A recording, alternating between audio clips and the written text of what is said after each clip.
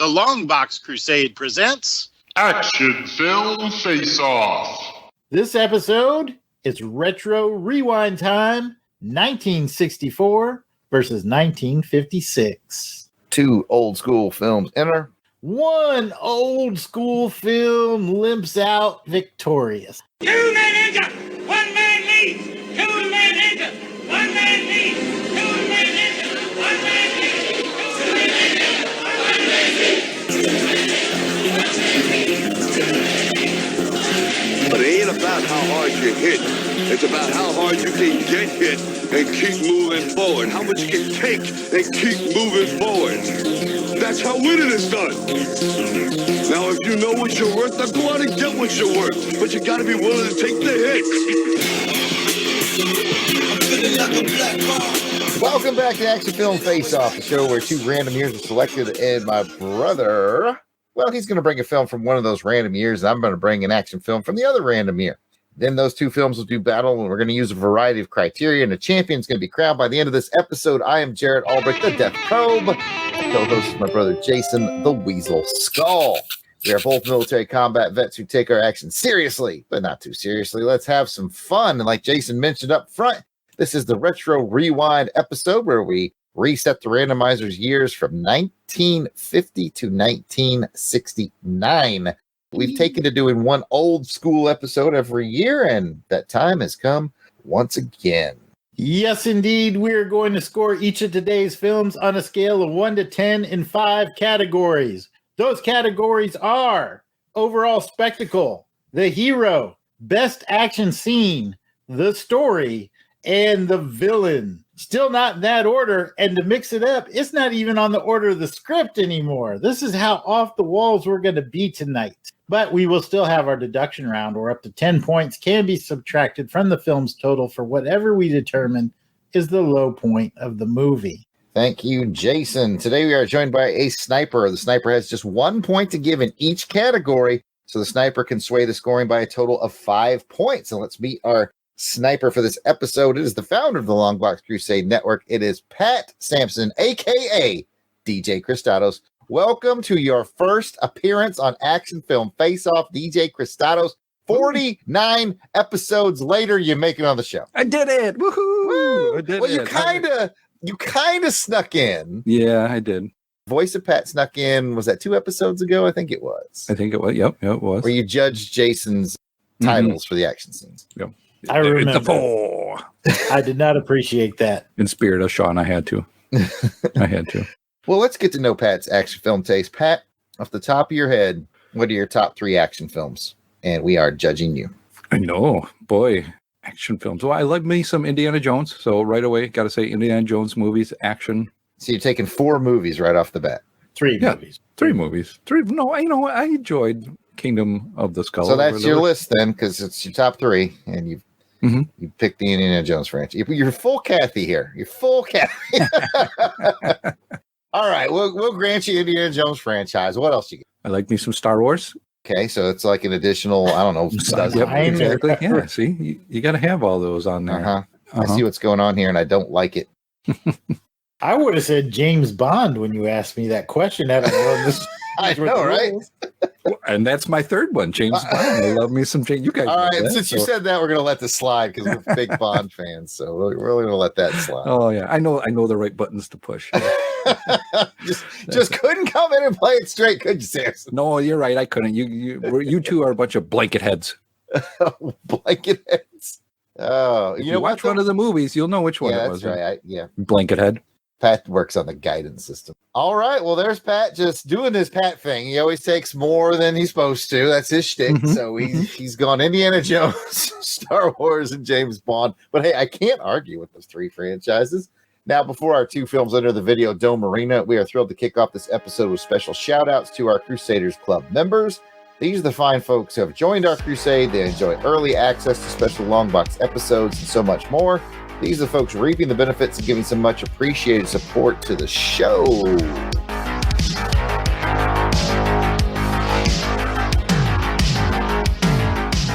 Angelica Wolf. Ow.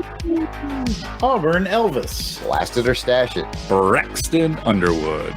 Clinton Robison. Captain Entropy, Dave Collins, Ezra Gallo, Gary V, Gerald Green, Jason Keene, Jeremy L, Jim Jarman, I hope you like Jim Jarman too. Joe Thomas, John Watson, Josh Strickland, Candace Ward, captivating Kathy Bright, the MVP and quarterly sniper here on Action Film Face Off. Mark Ross, also known as Cluck Trent, Maxwell Traver, Miranda W, P.D. Devons, Oh, Hicks, Rick from Jeff and Rick Present, Rob Morgan, Ryan Daly, Samantha Maney, Sean Urbanski, Spidey 67, Spreadsheet, Steve Cronin, Tim Price, Tony Pennington. and Toronto Cop. If we missed you on our list, we apologize. Remember, we recorded these episodes well in advance of release, so for the recent edition, we will add you soon. If there's any problems, just send an email to contact@longboxcrusade.com. We'll get it straightened out. Now, if you're asking yourself, how do I get in on this whole Crusaders Club member thing? I want shout outs on the episodes. I want to vote on show content. I want to be entered for free raffles. Well, it's easy. Patreon.com/longboxcrusade for as little as $1 a month. It's not a successful business model, I'm going to tell you that right now. But for as little as $1 a month, you get access to that Crusaders Club. Come check it out. What do we spend the money on? We spend the money on hardware upgrades. We spend the money on StreamYard fees. That's the program we use to record all this stuff. And mostly we spend it on shipping to send you guys free raffle stuff. So pretty much all the money you toss in the kitty goes back to you, either improving the quality of the shows or sending you gifts. So, it's a pretty good deal. Patreon.com/longboxcrusade. Jason. All right, enough talk. Let's get back to the combat and learn a bit about the film gladiators about to battle for your pleasure. This episode, I was assigned the year of 1964, and I made the only logical selection, which is Goldfinger. Jason, what year did the randomizer select for you? I got 1956. Our old man was just 6 years old, sucking on a lollipop, and so I put into our Videodome arena The Searchers. All right, we got a fine old school matchup for this one, folks. Now, it's important to point out this isn't Jared versus Jason. We each had to select from our assigned year. I might very well like his selection better than mine, or vice versa. This is all about us discussing some beloved action films and coming to a consensus on which one is this episode's champion. A quick around the room of where we saw it. All right, I have both of these movies on my Plex server, so that's how I watched them. Didn't really have to watch Goldfinger. I have it memorized, but Jason, how about you? Yeah, Goldfinger I watched in my memory, played it back scene by scene. No, I'm kidding. I watched it on the Blu-ray, and The Searchers I actually found it on a free streaming, but the quality was really bad and there were commercials. So I went and got it on Amazon Prime. Probably like $4 or something like that. $4, $3.99. Yep. There you go. Pat, how'd you watch these films? For Goldfinger, I watched it on the DVD that was graciously provided during our On Her Majesty's Secret podcast, Rookie Agents DVD that I received. DVD's nuts. Are you saying that I sent you that? Yeah, I am. Yes. Nice. And for The Searchers, I watched on somebody's Plex machine that I had access to. Yep, that's how a lot of people do it around these parts. All right, with that, this is your spoiler warning. We're going to get into both these films. We're going to talk about them. We're going to spoil them. No stone unturned. Plus, these movies are from 1956 and 64. So I think it's well past spoiler day. But hey, here's your warning anyway. We're going to play the musical interlude. That'll give you a chance to pause it. If you want to go watch either of these before you come back, we will be back at the other end of this musical interlude.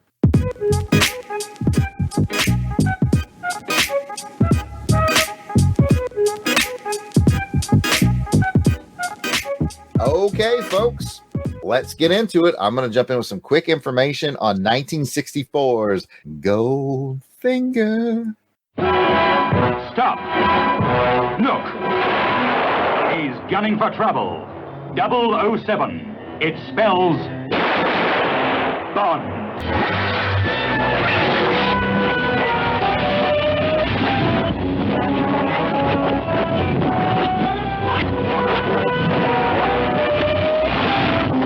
shocking. He's the idol of every woman. Who are you? Bond. James Bond. The envy of every man. The nemesis of the treacherous Mr. Goldfinger.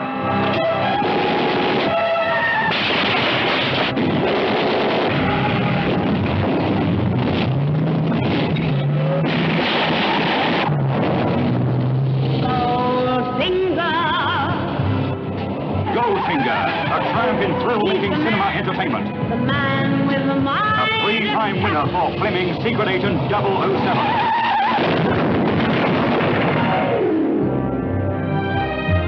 Who are you? My name is Pussy Galore. Isn't it customary to grant the condemned man his last request? You've asked for this. Come and purr over Honor Blackman as Pussy Galore. The female who is all feline. Also starring Gert Frober as Goldfinger. International cheat. International menace. Gentlemen! Goldfinger, why weren't we told the New York and the West Coast were in on this? Goldfinger, I made a delivery. Where is my money? And you owe me $1 million. Goldfinger, the man with a finger in every pie. His goal, Fort Knox, the world's biggest bank. His enemy, 007, the world's wiliest, toughest gentleman agent with a license to kill. 007, it spells Bond. James Bond, mixing business with girls and thrills. Girls and fun. Girls and danger. The hotter the danger, the cooler he takes it. I think you've made your point, Goldfinger. Thank you for the demonstration.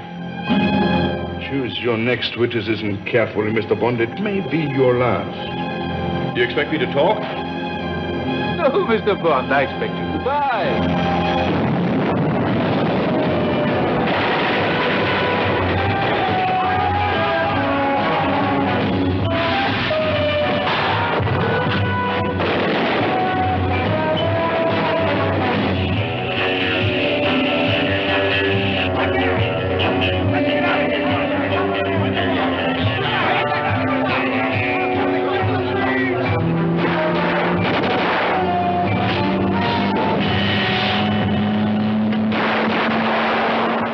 The cast and crew are as follows. It stars our former roommate Sean Connery, Honor Blackman, and Gert Frobe. It's directed by Guy Hamilton. Synopsis goes a little something like this. James Bond is back for his third adventure in the Eon series, and this time he's trying to discover the secrets of gold smuggler Auric Goldfinger. Bond tracks Goldfinger from Miami to England to Switzerland and Kentucky to put the kibosh on Operation Grand Slam, Goldfinger's plan to irradiate the American gold supply at Fort Knox. Now, if you guys listen to us on our other podcast network, on Her Majesty's Secret Podcast, you can go and check out the Goldfinger episode. You're going to have to scroll back because we covered it a long time ago.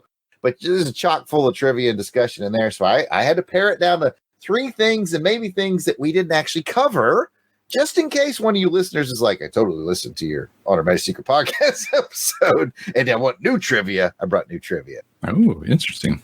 So here we go. Trivia item number 1. This would mark the last time the Bond producers would ever pay for a car. Actually, 2 of them. They actually paid for the Aston Martin DB5s used in this film. They bought 2 of them. They would never do that again. From then on, car companies would be begging to get into the James Bond franchise and giving them cars. This one kind of blew me away, folks. And I'm a Bond nut, and I know a lot about these Bond films, but I did not know this. Movie magic. That entire scene when they are down in Miami, you know, with Dink, poolside, the card playing, and all that stuff. The only cast member that was ever actually in Miami was Sek Linder, who played Felix. Everybody else is on a soundstage, or it's a back projection screen. Yeah, nobody was in Miami except Sek Linder as Felix. That blows me away. I blew me away when I read it. I knew there was back projection in there, but he was the only actor. Everything else was at Pinewood. And if you really think about it, like the only times he's truly see him interacting with the Fontainebleau Hotel is when he kind of looks at the ice skating and the underwater at the same time. But so he was actually there so they could showcase that. Aside from that, it's all movie magic. These man pajamas missing out. This is really cool. Oh, man. Third and final bullet. Pussy Galore, played by Honor Blackman, introduces herself to James Bond, who replies when she says, "I'm Pussy Galore." He says, "I must be dreaming." The original script had Bond replying, "I know you are, but what's your name?" That's like if I would have wrote this. This was deemed too suggestive, and it was changed. And in some markets, his actual response of "I must be dreaming" was bleeped out because that was considered too suggestive. One of the countries that bleeped it out apparently was India. So there you have it. Script writers were like, basically, once they knew they were getting away with a character named Pussy Galore, they were like, full speed ahead. It was like, no, let's slow down a little bit, everybody. So anyway, there's your rundown on Goldfinger. It's a great movie. We'll talk about it. All right. I guess that makes it my turn. I will give you the rundown on 1956's The Searchers. From the thrilling pages of life rides a man you must fear and respect. A man whose unconquerable will and boundless determination carved a lusty, rough, and boisterous slice of history called The Searchers. It's John Wayne as Ethan Edwards, who had a rare kind of courage. The courage that simply keeps on, far beyond all reasonable endurance, never thinking of himself as martyred, never thinking of himself as brave. So we'll find him in the end, I promise you. We'll find him. Here is the story of a man, hard and relentless, tender and passionate, of people who dared to challenge a hostile land. Here is drama of great love and aching loneliness. I found him. I found Lucy. What you saw was a buck wearing Lucy's dress. I found Lucy back in the canyon. What was she? What do you want me to do? Draw you a picture? Spell it out? Don't ever ask me. As long as you live, don't ever ask me more. And if you don't hear my first holler, you better read my mind, because I don't aim to raise no two hollers on any subject at hand. Yes, sir. Boy, watch that knife. Go, Martin, please. Stand aside, Martin. Oh, you don't, Ethan. Ethan, no, you don't. Stand aside.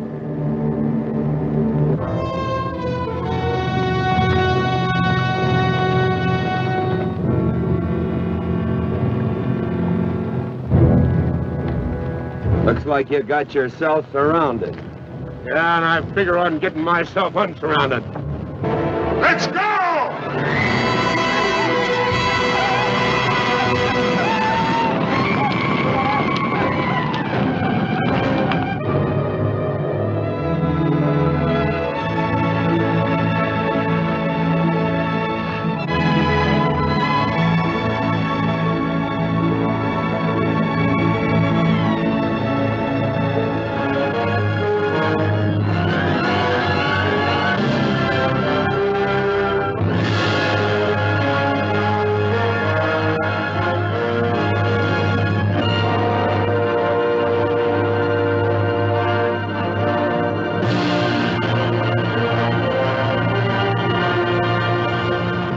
The cast and crew included John Wayne, Jeffrey Hunter, and Vera Miles. It was directed by John Ford. Synopsis is pretty simple. Ethan Edwards hates Indians. I mean, he really hates Indians. And when a Comanche raid murders his family and kidnaps his niece, Ethan makes it his 5-year mission in life to find her and to make those who took her pay. For trivia, a couple things I found out. Lots of good trivia on this. And I should say before we move on that John Wayne, when he was on the set, he was ingratiated by I think they were the Sioux tribe that was there. Oh, no, Iroquois. Sorry, they were the Iroquois nation. In one instance, a little boy who was the son of one of the set members got sick, and John Wayne actually flew him to the hospital on his private plane. And in another instance, the lady who plays Luke in the movie, he found her crying on the set and asked her why she was crying. And she told him that she was missing her son's wedding because she had to do her lines that day. John Wayne talked to John Ford. They stopped filming, and John Wayne flew her out on his private plane so that she could make the wedding. That was me cheating and getting 2 extra trivia facts in there, Jared. I warned you it was coming. But here are my 3 real trivia nuggets. Number 1, Natalie Wood was still in high school when the film was made, and she was quite popular when John Wayne and John Ford would routinely show up at her school to pick her up. Number 2, Ethan Edwards was John Wayne's favorite character, and he named his own son after the protagonist. And finally, Buddy Holly was a big fan of the film, and John Wayne frequently says the line, "That'll be the day," in the movie, and that's what inspired the popular song. That is an interesting one, I would have to say. I thought so too, yeah. And now that we have the basics on today's contestants. Ladies and gentlemen, Test your might. Let's get ready to rumble! It's a street fight,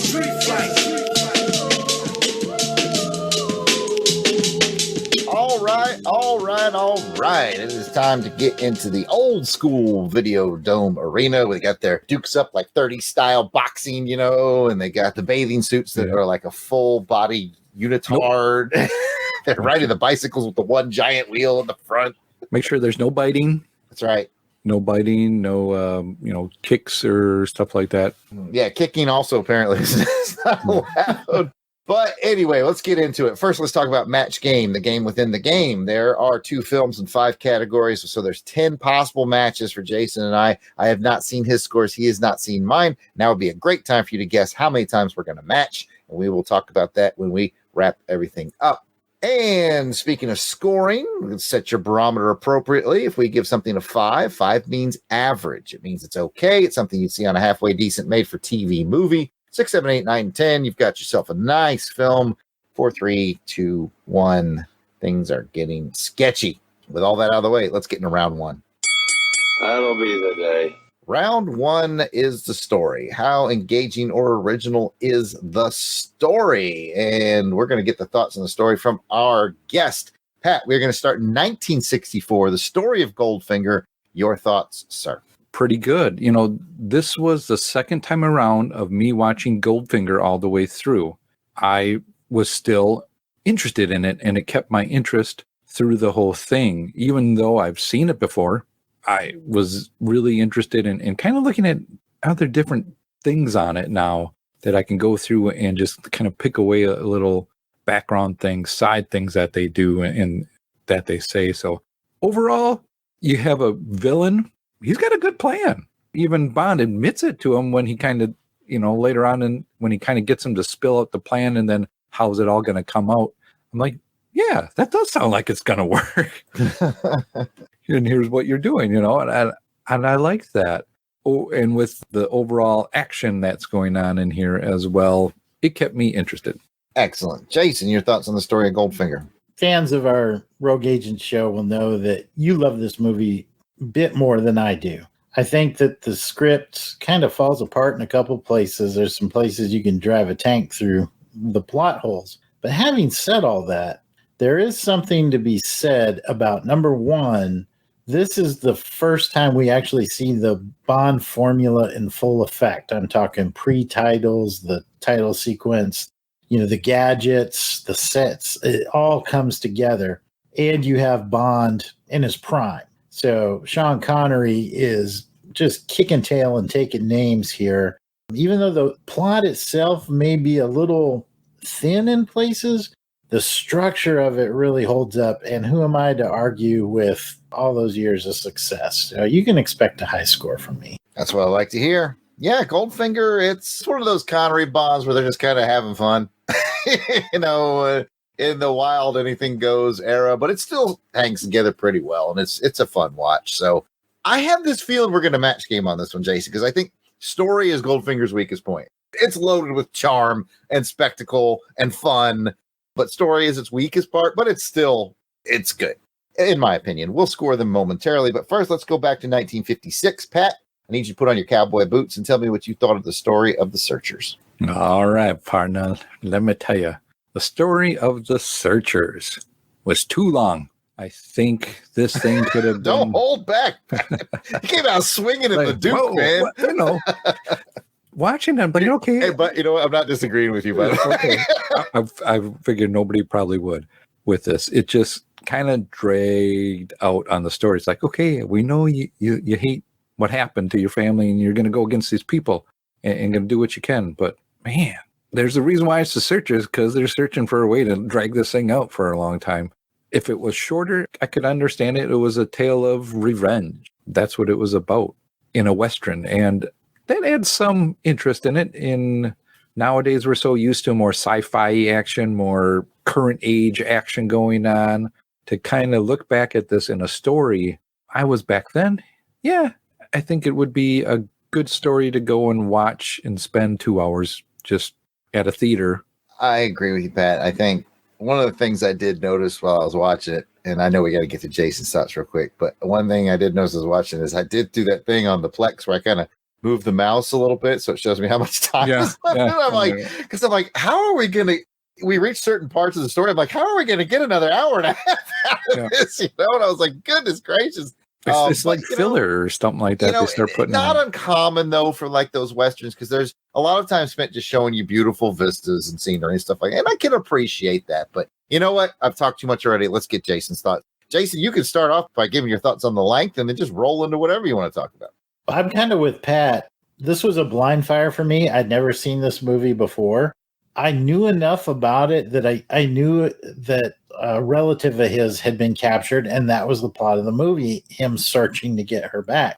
I didn't realize it took him 5 years to do it. So I kind of thought it was going to be like a taut action chase thing, but it really was a different type of movie than what I went in expecting. Not to say that it was bad, just different. You know, now talking it to you, and that's what I really wanted to do, is talk with you guys about this particular one, you know, because we've talked about Bond a lot.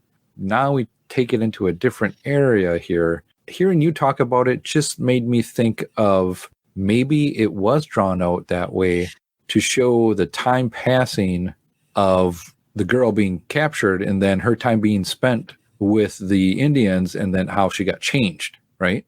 Or how she potentially get changed. Absolutely. I think it was much more psychological and cerebral than I had first anticipated, because it is. They start off trying to rescue her, and then at some point along the way, Ethan is determined he has to kill her because she's been with them too long, that there's no bringing her back. Martin also is an interesting character because, number one, Ethan pretty much despises him. He's just Indian enough. Ethan's like, no, you're not part of this family. But yet he does respect and admire him because he keeps coming with him on that search. And what I realized at the end of it is Martin is now going because he's got to stop Ethan from killing his sister. No matter what Ethan thinks about it, it's his sister. Yeah. So all these dynamics are in play. What I assumed was going to be more of an action chase type of gunfighting Western movie was much more cerebral and plot driven than I appreciated. So not to say that it's bad, just unexpected. I would agree with that. As would I. At some point in this show, I have to brag about how I've met Lana Wood, who played the younger version of the niece. And then her sister, her big sister, Natalie, played the older version, which I think is cool. And oh, by the way, Lana Wood was in Jason. Diamonds Are Forever. So there's a Sean Connery and James Bond connection right there. I agree with you guys on the story too. I thought it was going to be more of a hunting down thing. And then, like I said, there was a point where I was like, okay, I got to check, see how much time is 5 years late. What is happening? But so it surprised me. And I got to give kudos to it for the story, since we were talking about the story here. Feel like nobody in Hollywood today would do a film like this, because everything is so subtle. Like Jason was saying, it's all subtle. Like they never have to say point blank, he hates him because he's part Native American. It doesn't really hate him. Everything's complicated and subtle. Before we started recording, Jason pointed out how if you look carefully in the graveyard, the family graveyard, you will see Ethan's wife's grave and that she was murdered by Comanche Indian. So you get the backstory with it, and they don't hit you over the head with it. There's no flashback scene. Like everything in this movie is super subtle, which I think makes it feel longer, by Well, there was that scene where the dude kicked the Indian lady down. that was my biggest like, oh come on, moment of the whole movie. I was like, that was a violent kick. That was a jerk move, man. She did not deserve that. She did not deserve it. You know, it basically, again, though, subtlety. I took that scene to show, first of all, I was like, yeah, jerk move. But I also took it to mean that they were showing his immaturity. You know, he couldn't stand to be laughed at. So he did something really mean. And I think and even John Wayne's character, who hated the Comanche, was like, dude, that was kind of mean. You know, like, yeah, why'd you do that for? Come on, bro. Yeah. So a lot of layers, a lot of subtle layers. They never really beat you over the head with stuff.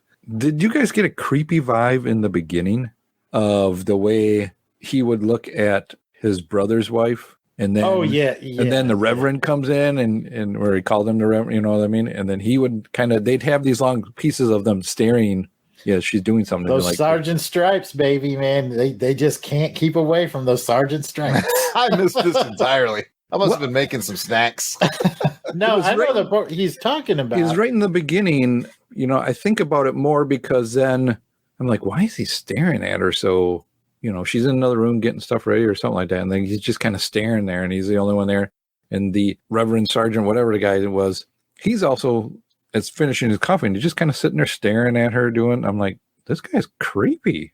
But I think what it comes down to is that they wanted to show that, you know, she was a decent looking lady, that when they got attacked by the Indians, they don't really show what happened to her, right? But you can just now imagine possibly what could have happened. It wasn't no good.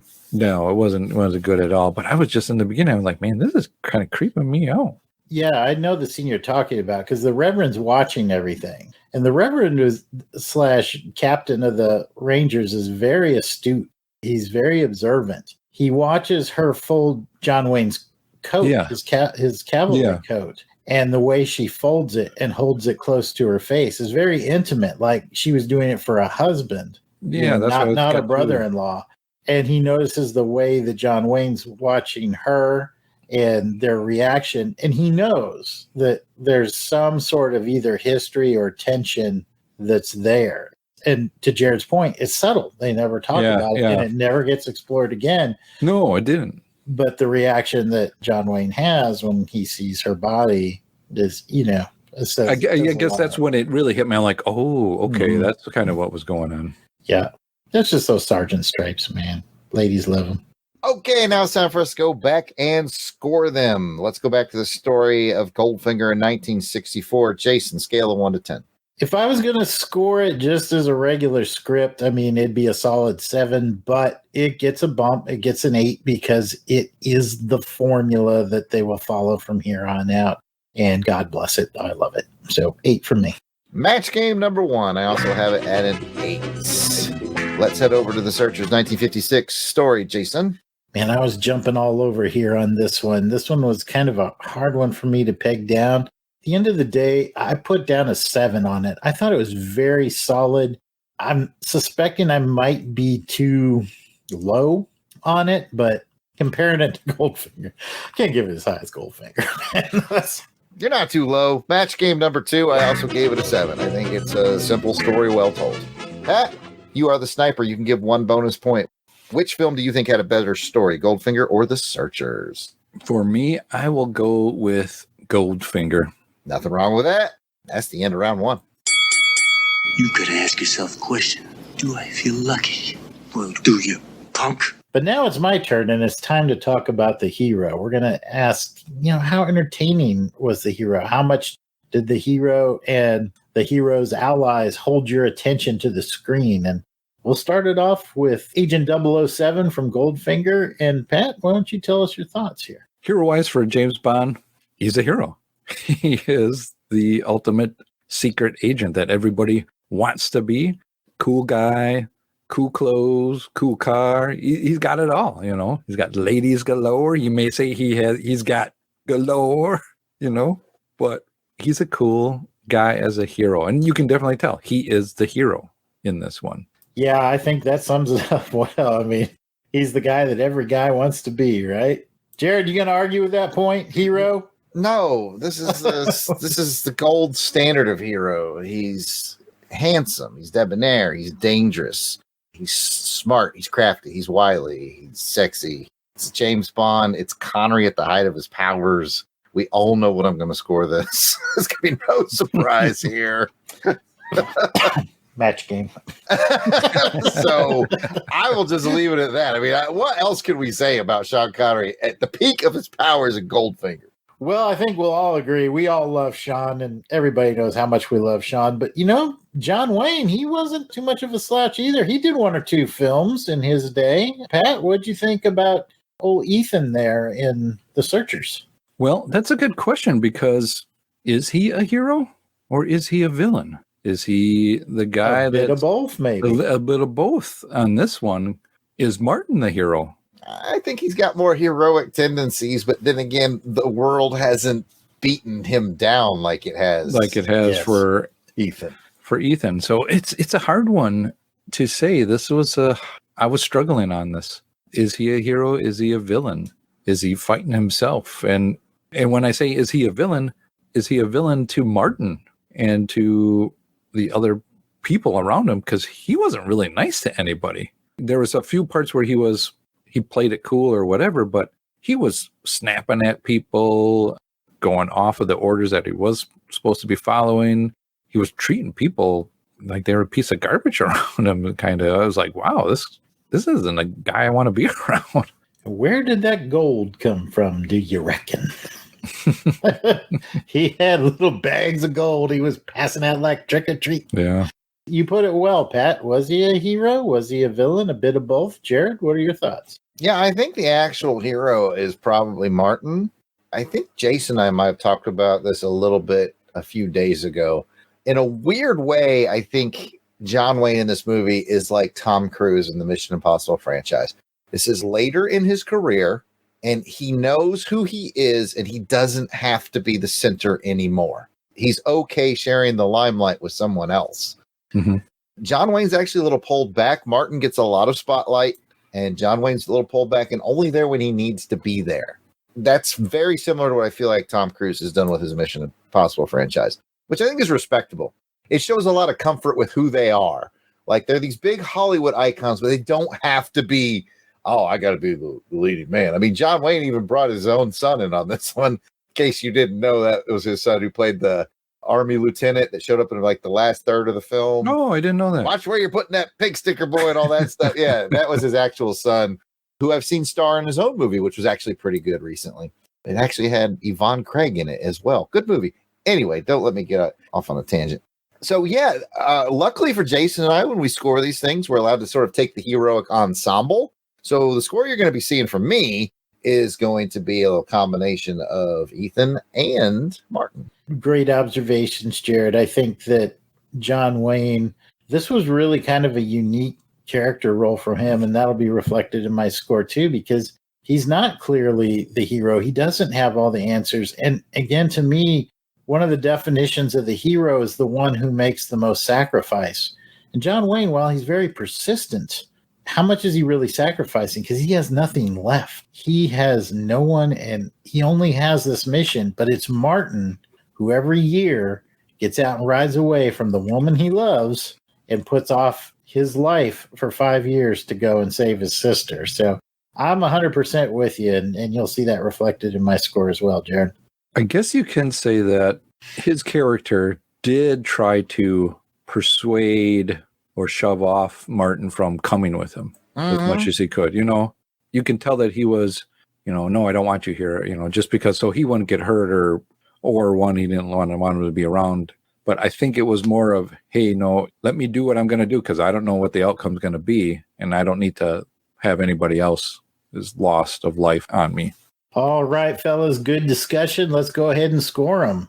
Jared, as if I don't already know the answer to this, how many points are you giving to Sean Connery as Agent 007? It's a 10. It's clearly a 10. Throw this 10 on the pile. That's our next match game. We're just dress matching these sons of guns right now. We certainly are. That's 3 match games in a row. All right. This one we might be a little different. It's interesting to see. How much did you give Ethan, Martin, and crew in The Searchers? I went with a solid 8. I thought 8 was where it landed for me. I liked it.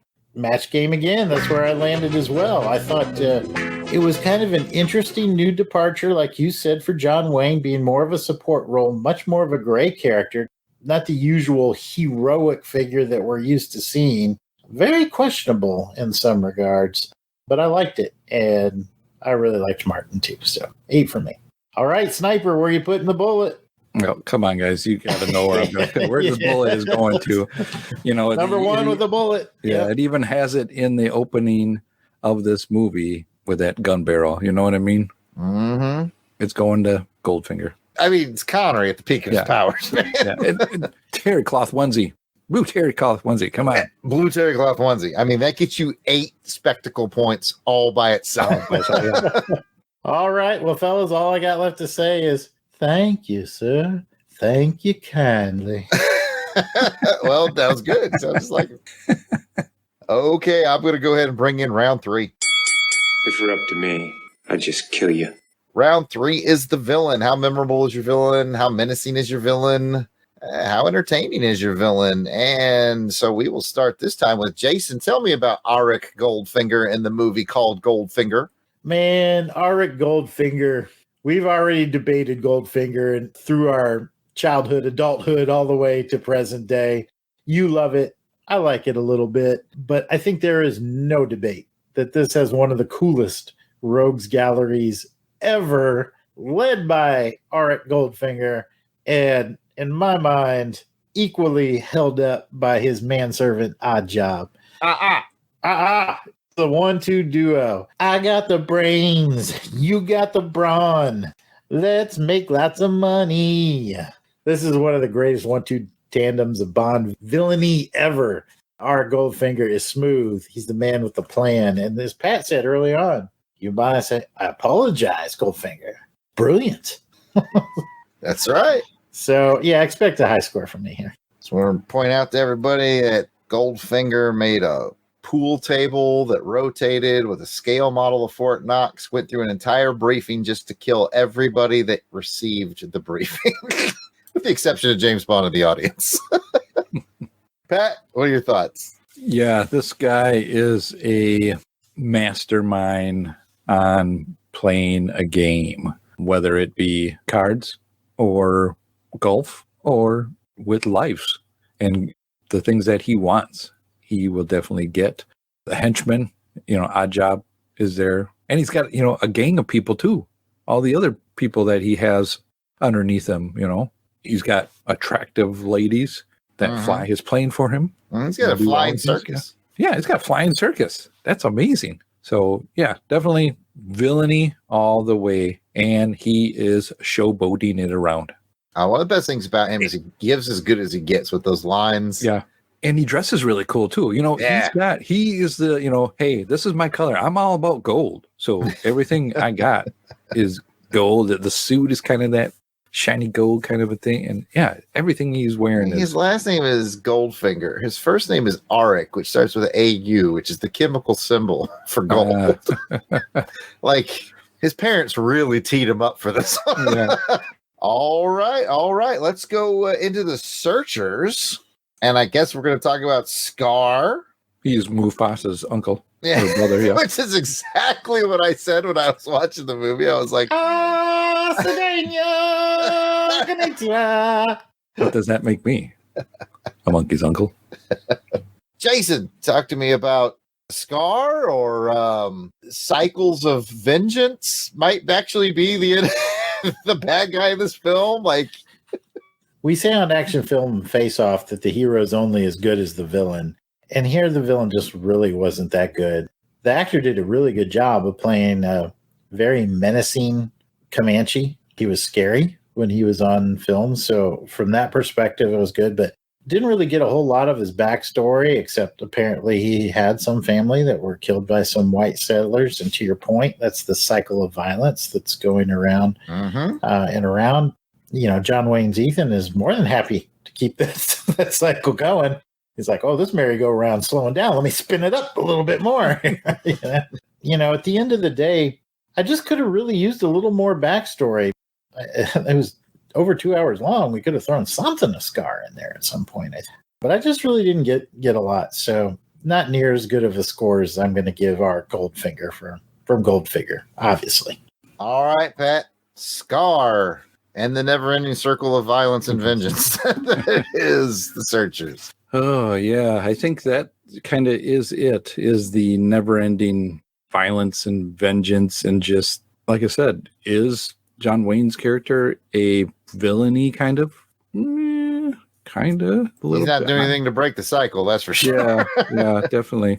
Scar, the actual main, I guess, villain, not too menacing because they never really get a hold of him or find him. And then you have all these other little mini minions or mini minion kind of people or villains along the way. Oh, man. And even some people I thought were creeping me out. Did the guy who wanted to marry Martin's girlfriend, wasn't he creepy too? He's a little bit weird, but like he won me over with that fist fight. He did me too. That was weird. He's sitting in there playing the guitar. Oh, yeah. Oh, listen to you, man. Oh, no, man. I'm right where I wants to be. Like, oh, man, you guys are just creepy. Yeah, overall, not much of a menace physically, maybe mentally, yes. I don't know. I think he had a cool look. Like, he looked tough with that scar, and he was pretty built. And he had piercing blue eyes, which was weird for... They were magnificent. Yes, they were. Guy, but yeah, man. Yeah. It's tough because, like you said, Scar's got his history with the white settlers, and of course, Ethan's got his history with the Comanche Indians, and just goes round and round. And I made a joke about how Ethan's not breaking the cycle, but I think that was kind of the point of the movie. Is at the end he did break the cycle. I mean, he didn't kill Scar. Martin laid that fool out with several bullets. Yeah, it was weirdly anticlimactic because we don't even really see Scar fall dead. No. And I think that was another subtle point of the movie was it's less about the revenge tale that we thought it was and more about Ethan. He's changed a little bit. Through his niece, he's giving her a second chance that he wasn't going to give her earlier on. Like he's learned something. And I think it's thanks to Martin. Yeah. I would say that. 100%. Yeah. So anyway, this is the villain category and it's complicated. If you had to paint a villain in this movie, it's got to be Scar. But like you said, they use him sparingly, very sparingly. So it's weird. Mm-hmm. All right, I'll score him. Jason, Goldfinger, Art Goldfinger, and Odd Job and Goldfinger. I will allow you to choose between a 9 or a 10. Which one are you going to go with? Well, sir, I will go with a 10 if those are my two options. Flawless victory. Well done. And the match games continue. Flawless victory. We have matched every single time throughout. Okay, let's shift gears to the Searchers. You've got Scar. We didn't really mention there was also the country store dude who kind of set a trap for John Wayne. Yeah. John Wayne actually set a trap for yeah, I think I mentioned it. I don't think. That really kind of comes down to Scar. So what did you think? How memorable was he? Okay, we always say on action film Face Off that the hero's only as good as the villain. And on the surface, it looks like Scar probably about a 6, I'm thinking. After our conversation, maybe I would have scored it a little bit higher because I think maybe it is a little deeper. Maybe Scar isn't really the villain. Maybe it's, like the lady said, it's the land. It's the cycle of violence. Lots of things we could talk about here, lots of nuances. But I'm just going to wrap it up before my signal goes out and say 6. And this is our first non-match game, but we're only up by a point. I gave him a 7 just because, I don't know, he's memorable to me. When I think of that movie, I'm definitely gonna remember Scar, even though he didn't have a lot of presence. I may have gone high just because I really liked his outfits and his style. He did have style. Stop being a blanket head. I guess. But anyway, yeah, that's our first non-match game, but only off by a point. I gave him a 7. Pat, which movie had the better villain? Goldfinger. Moving on. Correct. Do I even need to shoot a bullet at that? Can I just Goldfinger, man? I mean, he's the dude that said, "No, Mr. Bond, I expect you to." Yeah, can't beat that. All right, so let's get into the round 4. Prepare to meet Kali in hell. All right, round 4 is spectacle. How cool is the spectacle? And by spectacle, we're talking the effects, we're talking the cinematography, we're talking the music, the soundtrack, all that stuff wrapped up into the spectacle of that film. And we'll start with Goldfinger. I'll start with Jared this time because I know he's probably got one or two things to say about the spectacle of Goldfinger. Spectacle-wise, Goldfinger is a great movie. Is it the most spectacle-filled Bond film? No. It's a little old school. Thunderball goes to Thunderball, right? Yeah, Thunderball, I think, does have more spectacle because budgets just keep getting bigger from here. And so it just starts looking better. This is still the height of John Barry for his powers. As far as the score goes, it's amazing. It's incredible. I mean, not only do you have Shirley Bassey with the amazing theme song, you got some of the great Barry works. Like, I think the track right after the theme song is called Into Miami.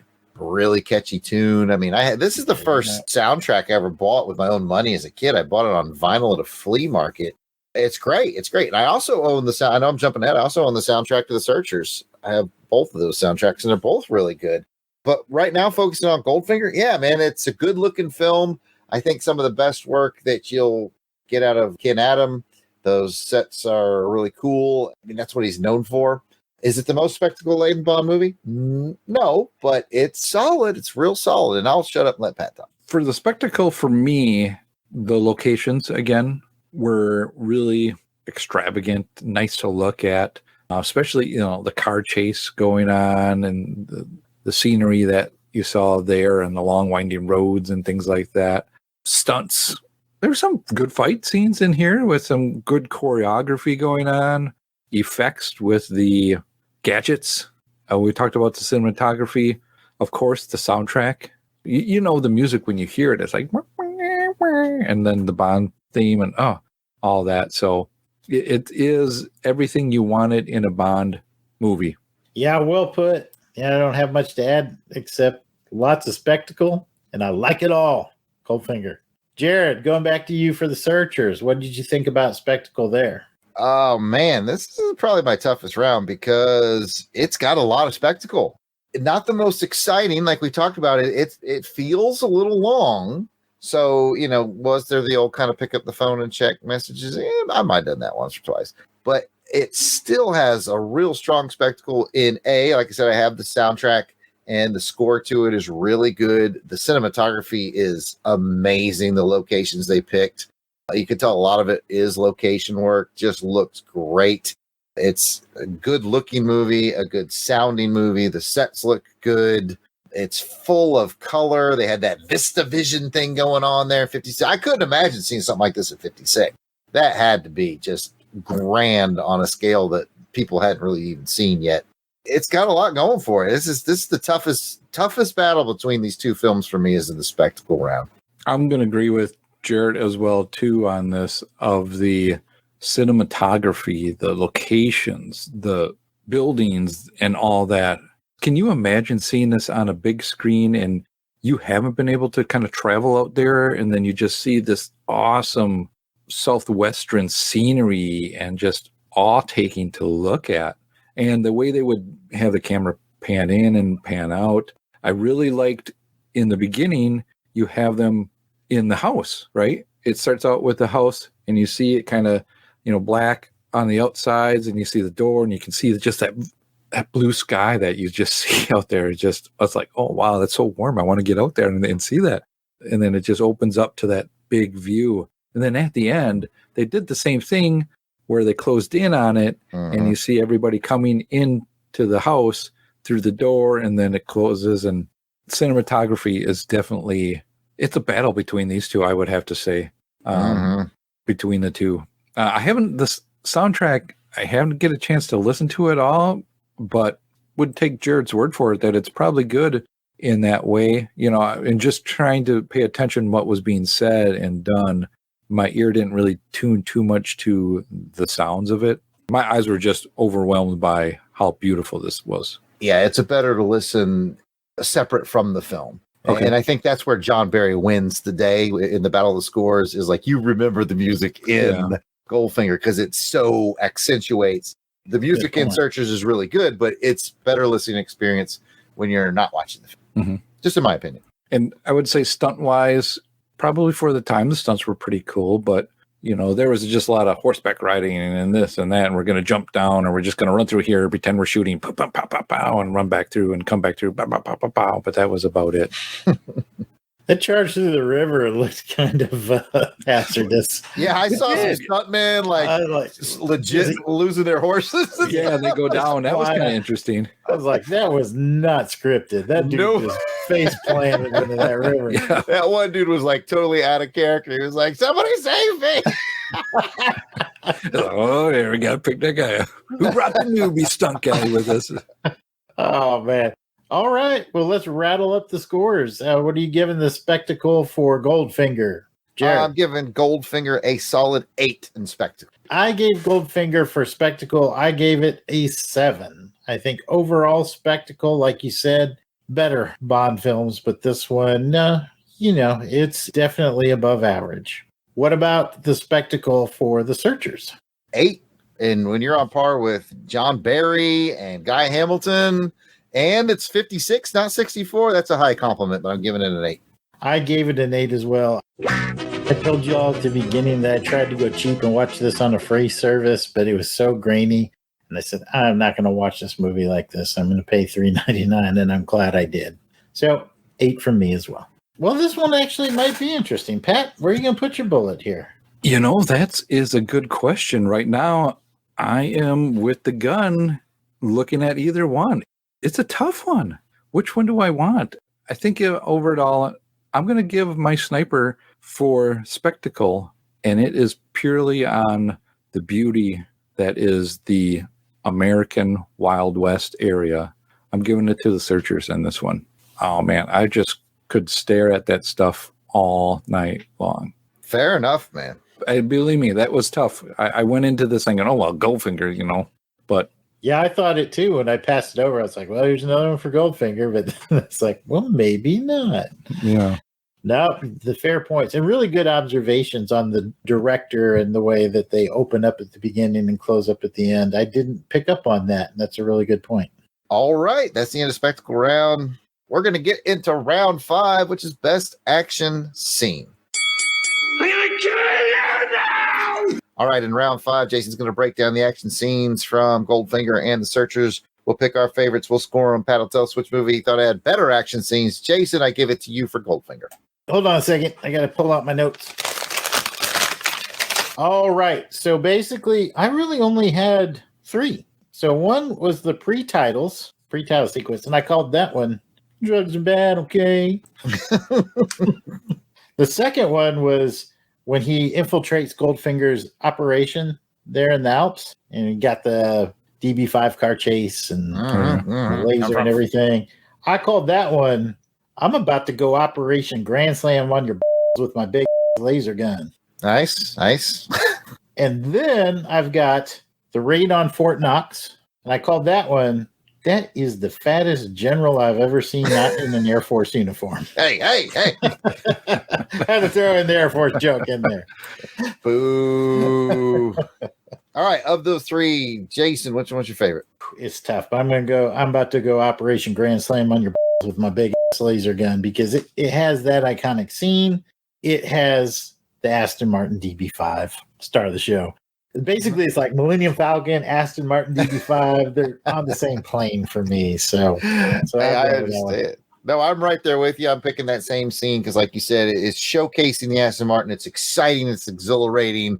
There's a little bit of shooting outside the car. You got the granny with the gun. Yeah, you can't beat that.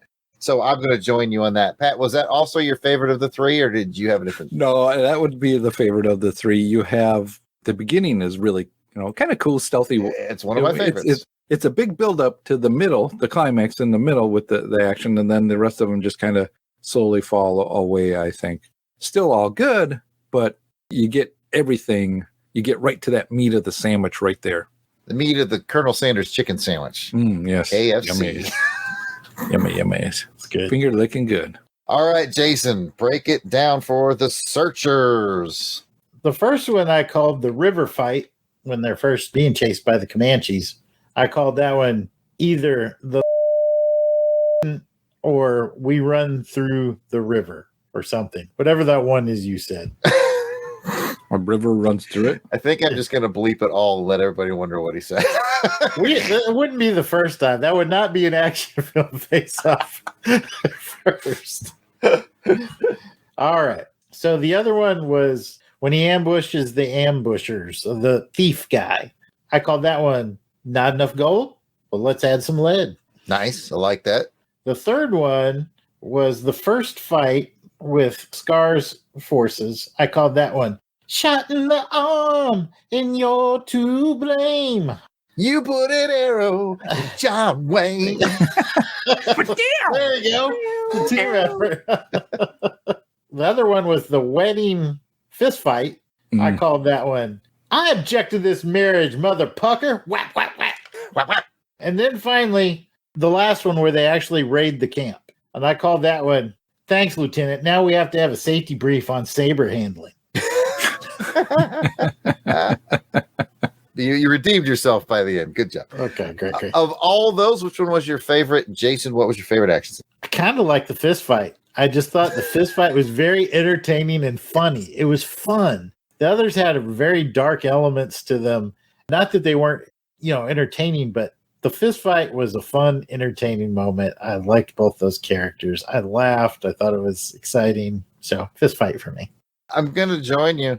Some of the raids and stuff were sort of grand and sweeping, but they were very, like we talked about, the last raid was kind of anticlimactic. It was basically they rode through one way and then they rode back the other way. Martin put like 6 bullets into Scar, and you didn't really see it. You didn't see it at all. TP, and then you just saw the gun go bam, bam, bam, bam, and that was it. Like we never saw Scar's dead body, and I think that was maybe John Ford's way of saying, that's not the point of it. The point of it was Ethan's journey and Martin's journey together. I'm going to ask the question, did you get the impression that Ethan scalped Scar? Yes. He did. Okay, that's what I thought. Yeah. He came out with it. You just didn't. I think a little bit. Yeah, I think that was a little bit of showing Ethan's. He did it, I think, because remember he told Martin when they sat down with Scar in the tent before, they had that pipe with, it had like ponytails or things like that in there. And then later on you find out, who one of them's was. Yeah, that was Martin's mom. Yeah. Scalp on that thing. Yeah. And I think as disturbing as that was, I was like, yeah, it's gross. But I think he needed that to close his loop. Because he couldn't get the closure of him killing him. Yeah. Yeah. And they weren't too graphic with it, just enough to make you uncomfortable. Like, oh man, but you know what? That might just be what he needed. Anyway, it's a multi-layered movie, folks. It's a multi-layered movie. Pat? I'm going to agree with you guys on this one as well. It is the fight between the two guys. And then a little bit later on, they're like, okay, let's make up and let's be, we're friends again. They make them all make up. And then they're in the house just a little bit later. One of them says something and they start to go at it just a little bit more. But they get pulled away again. You get all the ladies are trying to look at it. And John Wayne's like, he shoves the lady into the house and goes, no, this isn't for ladies to watch. But yet she goes out to a window and finds, just fun. She wanted to watch them fight. They all did. I would have too, man. But come on, you sent her one letter in 5 years. Yeah. One letter, and you spilled the beans about your Native American wife. Don't put that in the letter. Yeah, he was not helping his cause at all. Oh man, he had no game at all. All right, let's go back and score them. Jason, you and I both like the Aston Martin run in Goldfinger. You like it to the tune of? A 9. Whoa! You like? Which one of us likes this movie better? Let me look at this. I love that scene, man. That scene. It is a great scene. I might be doing that thing where it's unfair, just comparing it to other Bond action scenes. That's kind of unfair. But I gave it a 7. I mean, I liked it, but when I looked back on Goldfinger, I was like, it's not like, as far as action film face off, it's not very strong in that department. I'm sorry. I know I don't have bandwidth, but we gotta go through this. You got the car chase, you got the ejector seat, you got the smoke screen, you got the oil slick, you got the cow traps, you got grandma shooting a machine gun. That's the thing. And Oddjob did kill somebody with the hat at that point. The guy with the bowl gets out. And Jason's all worked up. His internet died. He's talking too fast that the internet couldn't keep up with him. Couldn't keep up with Jason. It better keep up. Stuff to say. Well, I gave it a 7. It's probably unfair, like I said. I'm probably comparing it to other Bond movies, but that's where it's going to lie. All right, let's go over to The Searchers in 1956. Jason and we both liked the fist fight. And what did you think on that? I gave that one a 7. I think it was pretty solid overall. And I gave it a 6. I thought it was good and fun, but like, you got a movie like The Searchers, and it's like this world famous Western. I was expecting a little more shoots from the hips and that's rifles. what I was expecting. Yeah. Was this world famous, or I just, what was the draw to this? In my research for it, like Ford considers it like his best film. This was one of Ford's films that was completely ignored by the Academy. Like a lot of his films won Academy Awards, but this one like nothing. And he's like, I really consider this my best work. Wow. Artistically, I think it is really good. It's an odd duck, but entertaining. This is what happens when we go to Retro Rewind. The action gets a little old-timey, but then you start seeing really cool stuff like cinematography, the vistas, the music, all that stuff. But yeah, in the end, I gave that fist fight a 6. I thought it was good, and I'll remember it. But I guess I just didn't think a fist fight would be my favorite action scene in a Western movie, like especially with all this revenge that was building up and this hunt that was going on. Anyways, Pat, which movie had better action scenes? I'm going to go with Goldfinger on this one for better action scenes. Goldfinger. I wouldn't disagree. All right, that's the end of round 5. Let's get to round 6. Is that your best? All right, it's time for the deduction round, the round for the ridiculous. Are we going to take any points off of either of these films? Jared, I'll start with you. I will not take any points off of Goldfinger. In fact, this is going to make you happy, Jason, since I gave action scene a 7. I'm giving Goldfinger a +1 for Terry Cloth onesie. +1 for the onesie. For the wardrobe. Ooh. I am not taking any points off of Goldfinger. There's probably things you could, but I'm not going to because it's Goldfinger. What about you? No, I'm not taking any points off for Goldfinger. All right, The Searchers. You taking any points off there? Nope. That's all I got. Nope. Me neither. Pat, did you have any airing of grievances before we move on? No, I think both movies were what they were supposed to be. Well said, sir. Well said. All right, that is the end of our official rounds.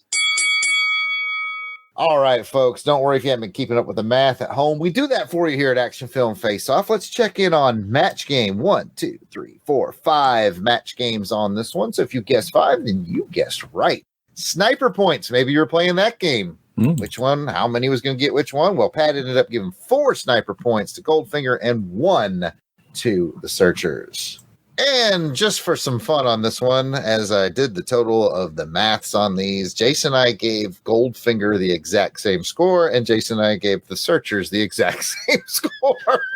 So even though match games didn't work out, the scores certainly did. And looking at the judges' scorecards, the winner of this episode of Action Film Face Off with a score of 92 to 73, Goldfinger.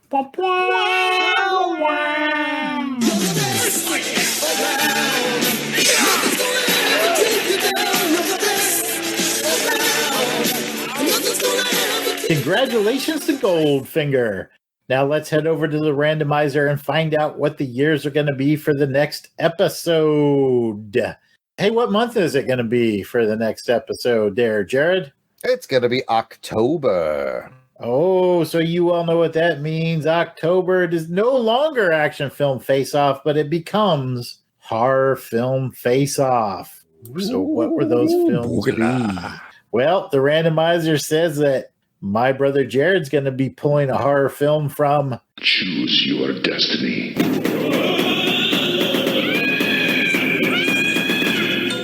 1994. And I will bring a film from Choose Your Destiny.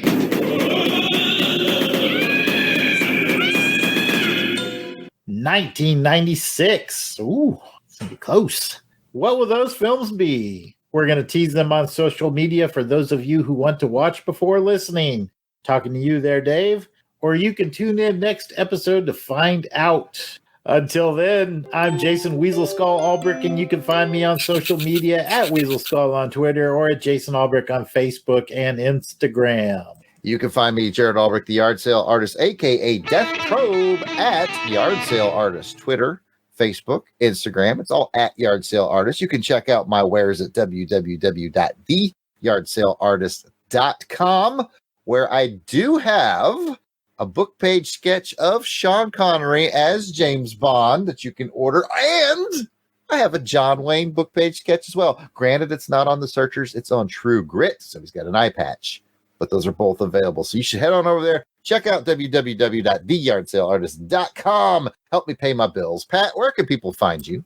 Well, Jared, I'm glad you asked. You can find me on the Twitter at Christatos01. I am also hanging out with you guys and Delvin and everybody else from the Longbox Crusade here on the Longbox Crusade Podcasting Network. Come and check it out.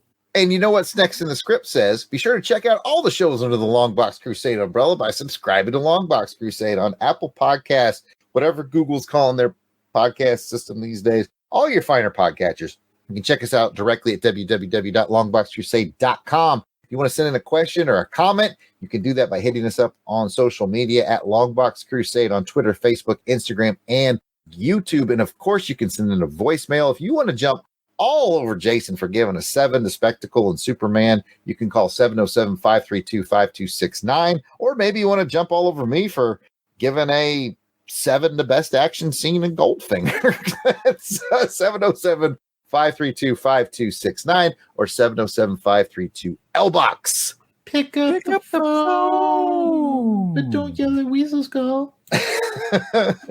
And like I mentioned earlier, please check out our YouTube channel. You can catch all of our podcasts there. And there's special additional content beyond our podcast that can be found on the YouTube channel. And that's Longbox Crusade.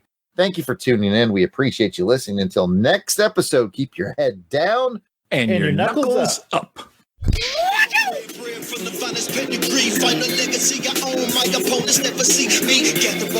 The intro and outro theme to this show and all of our action film face-off shows are done by musical genius Joe November. Check out his SoundCloud at JOSEFLIN99. You will not regret it.